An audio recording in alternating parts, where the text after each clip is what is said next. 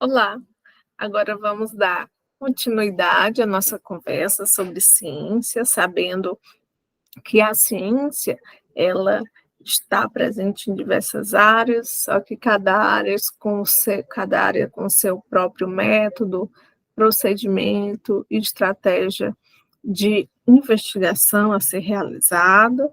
Ah, e na perspectiva também de uma área muito importante, que é a tecnologia, né. Então, vamos conversar um pouco sobre essa relação de ciência e tecnologia, né, sabendo que as tecnologias, não apenas as de agora, mas as tecnologias primitivas, né, desde as tecnologias primitivas até o tempo atual, né. E lembrando sempre dessa perspectiva em que, a Base Nacional Comum Curricular coloca, como o cerne, né, desse ensino de ciência, o letramento científico, justamente com base nessas relações, na percepção e na atuação no mundo em que o estudante deve ter como, cidadão, né, que vive, convive com outros indivíduos, outros cidadãos, dentro desse meio, não é? Que eles possam fazer essa reflexão, compreender esse mundo, né, para poder intervir, né, nesse mundo que não é apenas natural, mas social e também econômico, né? Essa dimensão desse letramento científico coloca, também algo muito importante, né, que é a questão dessa tecnologia, né, que, como eu disse, não é algo recente, ela vem evoluindo. Então, até porque quando nós falamos sobre o desenvolvimento na nossa sociedade, sempre nos fazemos, associar ciência e tecnologia, o desenvolvimento científico e tecnológico, né, sabendo que as tecnologias são muito importantes para vários setores, como, por exemplo, o setor da saúde, que desenvolve, estratégias de tratamento, remédios, e também a vacina, preventivos, né, e que ela garante grandes eficiência, né, uma eficiência e eficácia para a saúde da população, assim como na área da educação, as tecnologias, esse ambiente virtual, ele vem a colaborar para esse processo de ensino e aprendizagem, né. No entanto, nós não podemos deixar de mencionar os pontos negativos desse uso das tecnologias, não é? Que é justamente o impacto para a natureza, né? Esse uso exacerbado dessa tecnologia, também no viés social, emocional, psicológico, né? Em que provoca um grande movimento, né? Como, por exemplo, com consequências trazidas, como, por exemplo, a partir das fake news, né?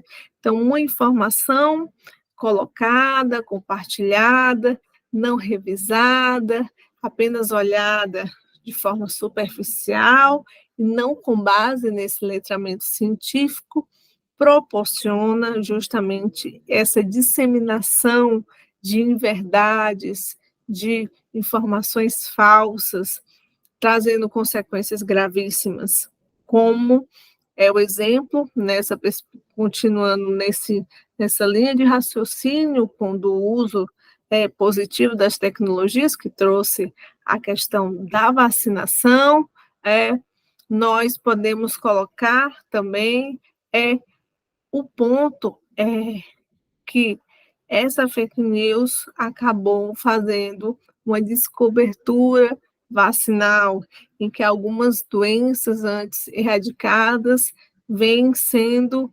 surgindo em alguns pontos em todo o Brasil, território nacional, né? Então, pontos negativos e que precisa ser revista justamente o uso, o como, né? E isso só a partir dessa perspectiva crítica, reflexiva, em que o professor, como mediador, deve fazer esse movimento, né?